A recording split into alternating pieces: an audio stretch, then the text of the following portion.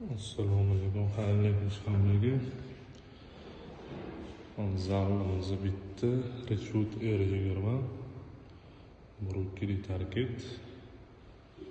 Chetligi kichkina ko'zi tushmagan.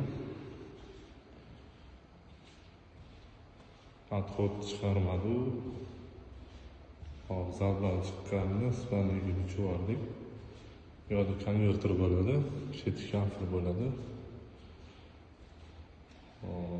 Освещение kamroq üstüralı yo'ligini hisobiga sal chumliroq ko'rinyapti. Rangli chiroyli, sifatli pol.